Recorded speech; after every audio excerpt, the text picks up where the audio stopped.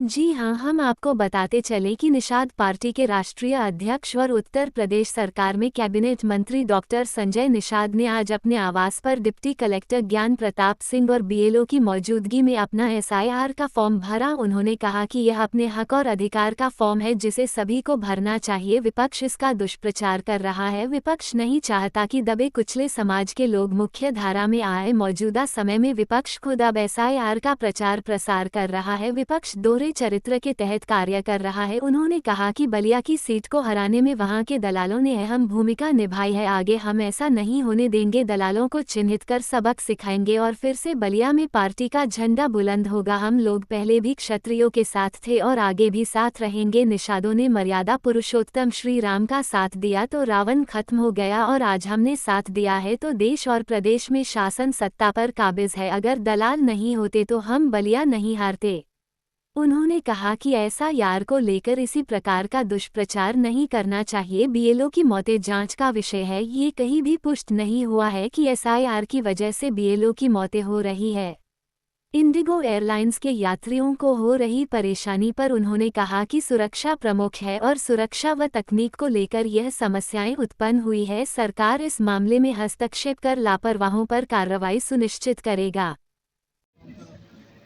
आज आपने SIR form भरा, क्या कहना चाहिए? और देश के लिए गर्व है कि कम से कम एक नए नियम के अनुसार हमें फिर से देश के लोकतंत्र में एक अभिभावक चुनने का ये प्रमाणिक दस्तावेज है कि हम इस देश की सुरक्षा, देश की न्याय, देश के विकास के लिए, जनता के पैसे, जनता के विकास, उनके हित की रक्षा के लिए, उनके सम्मान, सुख सुविधाओं के लिए, मान सम्मान स्वाभिमान के लिए, रोटी कपड़ा मकान के लिए एक अभिभावक चुनने का एक दस्तावेज नए तरीके से आज हमको अवसर मिला है। बहुत आसान है, केवल नाम, मोबाइल नंबर भरना है, आधार कार्ड भरना है, जो भी आपका है, प्लस आपके 2003 में जो भी व्यवस्था थी, जो आपकी इससे संबंधित, वो भरना है। पुराने है, हमारा पनियरा था पहले विधानसभा, ग्राम सभा वहाँ का था, मैंने उसको भर दिया। बहुत आसान है। इसे लोगों ने एक अफवाह फैला के बहुत कठिन बना रखा है। अफवाह फैला के उसमें नाम प्रिंटेड आया हुआ ऊपर से, इसका 2003 में नाम है वर्तमान में, वो फार्म में ऑलरेडी प्रिंटेड है। कुछ करना नहीं है आपको वर्तमान में, उसको आपको खुद का मोबाइल नंबर डालना, खुद का पता डालना, कुछ करना ही नहीं। उसे पता होता, सब लिख के आ गया है। आपको अटेस्ट करना कि हम वाकई में जिंदा हैं, वाकई में हम फिर से यहाँ यहीं डालना चाहते हैं। हमारा 2 जगह नहीं, एक ही जगह हमारा नाम रहे और हम इस लोकतंत्र के पर्व शायद में मैंने भरा। ऐसे सभी लोगों को भरना चाहिए। हमको लगता है हर नागरिक को एक अभियान के तहत, हर पड़ोसी को, हर पढ़े लिखे लोगों को इसमें ऑनलाइन भी भर सकता है। अगर उसके पास रजिस्टर्ड मोबाइल नंबर है तो निकल जाएगा। मैं उम्मीद रखता हूँ कि जाकर फार्म दिए गए हैं उससे भर के समय सीमा के अंदर। अब लापरवाही है कि 11 तक टाइम बढ़ गया तो कुछ लोग सोच रहे हैं कि 11 जमा करेंगे तो ऑनलाइन कब होगा भाई। अब ये ले जाएंगे, अधिकारी दस्तखत कर लिया तो अब ये ले जाएंगे तो ऑनलाइन करेंगे, तो ऑनलाइन करा लें। हम चाहेंगे जितने भी राजनीतिक दल हैं उनके भी बूथ अध्यक्ष होंगे, उनके भी सहयोगी होंगे, उनके भी कार्यकर्ता होंगे, सबको लगाएं। और हमको लगता है ये हर एक मोहल्ले में चाय पर चर्चा पर इसे बैठक होनी चाहिए और बीएलओ को बुलाएं, बीएलए को बुलाएं और अपने अपने बूथ अध्यक्ष, हर पार्टी के लोग चर्चा में बैठें और सबका वोट सही कराएं। जब मरे लोगों का नाम कटवाएं और 18 जो आय होगा उसका नाम जुड़वाएं। लेकिन विपक्ष तो इस पे, अब विपक्ष क्या 4 लाइन का फार्म नहीं भरवा सकता विपक्ष, तो राजनीति किस लिए, उन्हें छोड़ देना चाहिए। हमको लगता है 8 लाइन है, सब कुछ मांगा ही नहीं गया, न खतौनी मांगी गई है, न कुछ और मांगा गया है। वो सब प्रिंटेड आया हुआ है, ऑलरेडी प्रिंटेड है। उसमें खाली आपको फिर से भर के दे देना, मोबाइल नंबर नया रजिस्टर्ड करा देना, बस ये है। तो नया चीज़ आपको मिला, उसको नए नवीनीकरण कराने में कहा जाता है। आखिर आप पेंशन लेते हैं बैंक में तो जीवित प्रमाण पत्र देते हैं, तभी तो पेंशन पाते हैं। तो वोट डालने के लिए जीवित प्रमाण पत्र नहीं चाहिए क्या? मरा हुआ आदमी वोट कैसे डालेगा बताओ? आज के दिन अभी तो निकाला हूँ वोटर लिस्ट, तो मेरे पिताजी का भी नाम गांव पर कटा ही नहीं है, तो इसका मतलब कट जाना चाहिए ना। तो ये चीज़ें तभी संभव है। लोग, ये पर्व है, ये देश में एक अभिभावक चुनने का माहौल खराब न करें, बल्कि भारत की एक ये भारत भारतीयों का रहा, बुद्धिमानों का देश रहा, तो बुद्धिमत्ता का हमेशा परिचय होना चाहिए। और बुद्धिमत्ता का परिचय ये है कि जो कानून बना है उस कानून के हिसाब से हमको रहना चाहिए। कानून में कुछ कठिनाई है तो सुझाव दें, उसे बदला जाए। अगर वो उस फार्म भरने में कोई कठिनाई है तो बताएं। झूठा दहशत फैलाना, माहौल फैलाना, ये कहीं नाम कट ही नहीं हो, बल्कि नाम जुड़ रहा है, भाई हम जिंदा हैं, जुड़ जाए। नाम कटने का मामला तब आएगा जब तो वो भरेगा ही नहीं। अब आप उसे बहका देंगे कि ये हो रहा वो हो रहा, तो बेचारा भरेगा ही नहीं, तो नाम तो इसे कट जाएगा। तो उसका मतलब लोगों के अंदर दहशत नहीं का ये सब ऐसे देखिए। आज के दिन में ये विपक्ष का बयान दोहरा चरित्र बता रहा हूँ। अभी मैं आज मोबाइल देख रहा सुबह, तो पिछली विपक्ष की प्रचार वाहन निकला हुआ है। SIR भराएं, अपना वोट नाम लिखवाएं। एक मतलब आप अपने अंदर प्रचार करके भरवा भी रहे हैं, ऊपर से दहशत फैला भी रहे हैं। एक ही काम किया जाता। अच्छा, करणी सेना पे आरोप अरे लगा यार, ऐसी बहुत सेनाएं बनती हैं, बिगड़ती हैं। राजनीति, देश राजनीति से चलता है। ऐसे लोगों से नहीं चलता है जो बिना सोचे समझे कुछ भी सोशल मीडिया पर डाल दें। बलिया बागी बलिया रहा, राष्ट्र के अंग्रेजों से लड़ने में आगे रहा है। कुछ दलाल तब भी थे, आज भी हैं। अगर दलाल नहीं होते तो 750 बरस मुगल देश में राज नहीं करते, 350 बरस साले अंग्रेज नहीं राज करते। दलालों की वजह से हम गुलाम रहे 1150 बरस। तो कहना ही पड़ेगा, बस नाम नहीं लिया जा सकता। तो इसका मतलब दलाल के खानदान का जो होगा उसे दर्द होगा। मैं तब भी कहता हूँ बलिया के लोग क्रांतिकारी रहे, तब भी लड़के हरा। ये नदी रही गंगा के किनारे, हमारे लोगों ने अंग्रेजों को डुबो के मारा है नदियों में, उनको कत्लेआम किया है। क्रिमिनल कास्ट से घोषित जातियाँ हैं डॉक्टर संजय के वंशज। अंग्रेजों ने क्रिमिनल कास्ट घोषित किया, निषाद जन्मजात अपराधी हैं, ये अंग्रेजों को डुबो के मारे। मार्शल कॉम का लेवी लगा है, हम लोगों को लगा दिया कि नहीं ये जन्मजात अपराधी हैं, इन्हें जमीन जायदाद सब छीन लो, हम 24 कैरेट के राष्ट्रवादी हैं। ऐसे लोगों को जो बोलते हैं ना, पता नोट है। हमारे समाज के लोग निपट लेंगे आराम से, हम निषाद राज के वंशज हैं, ये सब गलत बात है। वोट नहीं चाहिए क्या? हम कहते हैं हमें क्षत्रियों के साथ नहीं होता, तो 2 क्षत्रिय विधायक हमारे पास हैं, हमारे सदन के अध्यक्ष क्षत्रिय हैं।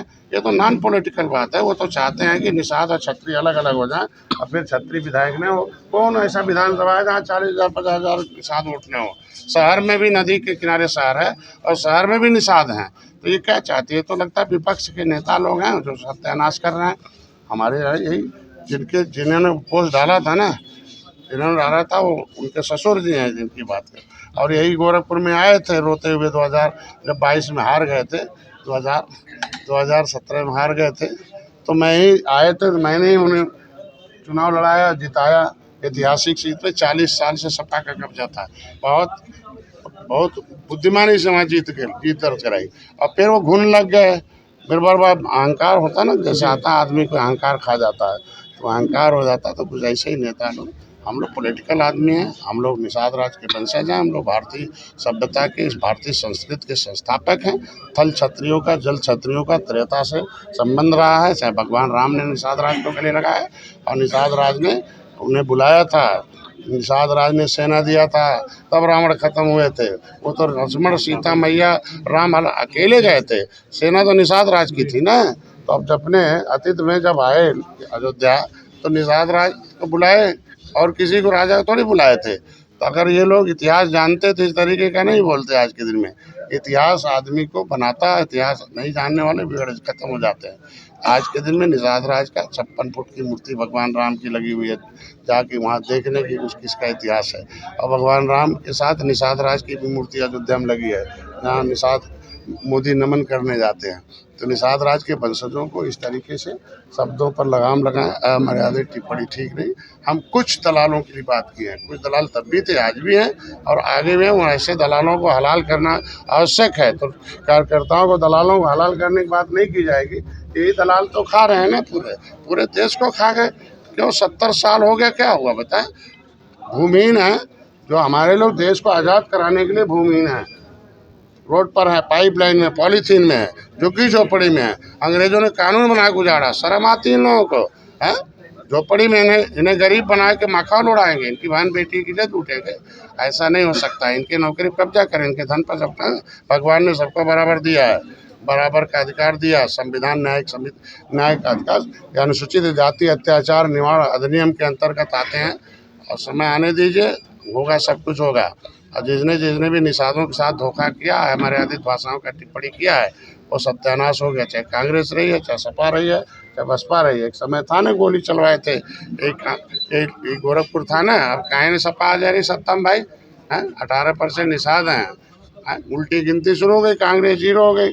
आज के दिन में विधानसभा में देखो, कांग्रेस के 2 विधायक हैं, निषाद पार्टी के 11 विधायक हैं, बसपा के 1 विधायक है, निषाद पार्टी के 11, जिसको 70 साल से सत्ता रही हो। तो ये है निषादों का इतिहास रहा। जब तक सोए थे निषाद, तब तक सोए थे। अब जाग गए हैं भगवान राम के साथ। जैसे इस युग में निषाद राज के वंशज तो मोदी योगी ने गले लगाया। ये सब अमर्यादित टिप्पणी करना बंद कर दें, समरसता कायम करें, एक रहें, राजनीतिक बात करें। जितना बोलेंगे ये जिसकी नाम ले रहे हैं, उतना ही मान के चलो हारेंगे। दूसरी बिरादरी के लोग निचले पावदान पे, आप छत्री बनेंगे तो निचला पिछड़ा दलित बनेगा। भाई आप छत्री बनेंगे तो दलित और पिछड़ा बनेगा, तो पिछड़ा और दलित का वोट नहीं लेना है क्या आपको? आप वह समय खत्म हो गया। भगवान राम ने जाके सुग्रीव को गले लगाया था, न कि बाली को। तो कमजोरों को गले लगाए, सत्ता में आना है तो कमजोरों को गले लगाया था राम ने। सीखना पड़ेगा रामायण से, है कि नहीं है? रावण को खत्म किया था। चाहते तो बलवान को, बलि को गले लगाते। तो गरीबों को गले लगाने में लोगों को घिन आती है। उनको लगता है कि उल्टा मल्लावा बिंदुआ मछली मारने वाला। मछली मारने वाला नाव नहीं, अब चुनाव वाला है। वो समय खत्म हो गया जो इनको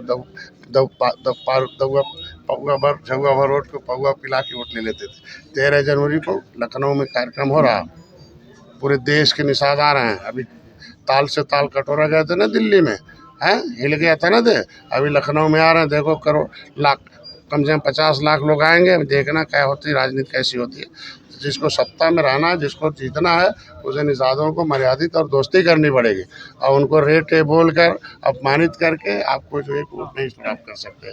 इसलिए इनके नेताओं की जिम्मेदारी बनती है कि अपने छोटभैया नेताओं को संभालें। उनके वजह से समाज है, समाज उन्नालित होता है तो नुकसान होता है। क्या देखो, महिला मोर्चा है ना भाई, महिलाएं हैं। किसी को जब निषाद राज की पूजा करती हैं, सब अपने नेता की पूजा कर, अम्बेडकर के उठ अंगुली टूट कर देखिए क्या दशा होता है? टूट कर देख लें, थोड़ा टेढ़ करके देख लें। आज के दिन में क्या हो गया? काहे नहीं हो रहा भाई? वो जिंदगी भर तो हरवा था ना, अब तो हाकिम बन रहा ना। क्या हो गया भाई? तो तोड़ कर देख लें, संविधान से देश चलता है। तो इस तरीके से आप टिप्पणी नहीं करें। ये निषाद अब जगा हुआ। 13 जनवरी को लखनऊ में एक बहुत बड़ा संकल्प लेने आ रहे हैं कि फिर से भारत जिस तरीके से त्रेता में राम राज आया था, सुख का राज आया था, और फिर से रावण खत्म हुए थे। जितना भी दुख देने वाले थे वो फिर खत्म होंगे। निषाद जाग गया, अब वही सत्ता में रहेगा जो निषादों का साथ। इसके लिए मोदी, योगी, अमित शाह जी माया जानती हैं, मुलायम तो है नहीं।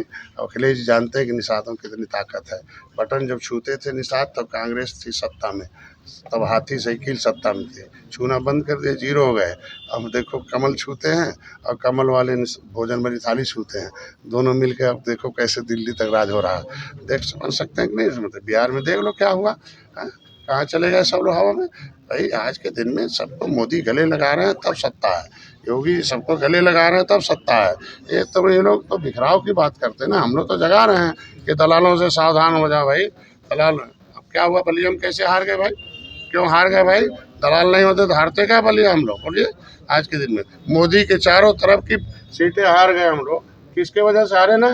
दलालों को वजह से हारे है ना भाई। हिंदुओं की संख्या है हमारी 90% हारे कैसे हैं बताएं? कौन हरवाए? दलाल हराए ना, तो कहना तो पड़ेगा दलाल। और फिर हरवाना चाहते हैं, इन दलालों को चिन्हित करके हलाल कराना ही पड़ेगा। इसलिए दलालों को छटपटाहट हो रही है कि अरे यार एक बार हरवा दिया, देख रहे डॉक्टर अब नहीं हारने देगा 2027 में, 28 में। इसलिए उन लोगों को बड़ी दिक्कत हो रही है। ये सब ठेकेदार लोग हैं जो ठेकेदारी लेके तो धोखा दिए थे 2024 वाले में। भाई पूरा देश जीत गए, 43 सीट कैसे हार गए उत्तर प्रदेश भाई? ये दलाल नहीं होते तो हारते हम लोग? बोले भाई, तो दलालों को तो हलाल करना ही पड़ेगा ना। मीठी मीठी बात करके ऊपर से कमल ओढ़े रहेंगे, अंदर से हाथी साइकिल पंजा काम करेंगे।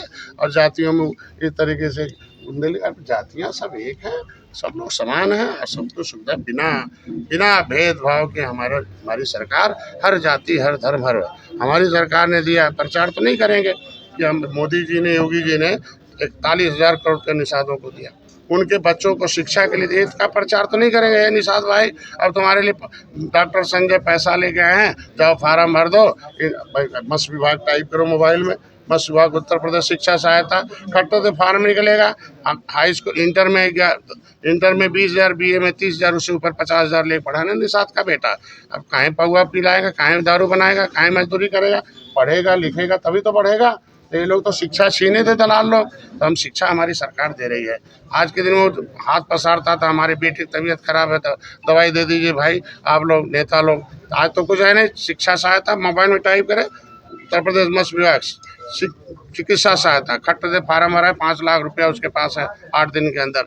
आयुष्मान भारत कार्ड नहीं है तब भी आज के दिन में उसके लिए मैंने लाया हूँ ना वैवाहिक सहायता। अभी बेचारी बेटी हो गई थे, लोग इज्जत टूटते थे ना, गरीब की बेटी इधर उधर घुमाते थे और बेचारी भीख मांगती थी। आप मोबाइल में टाइप पर है मत्स्य विभाग वैवाहिक सहायता खट दे आएगा, 3 लाख का है प्रमाण पत्र, 1 लाख रुपये ले ब्याह करे।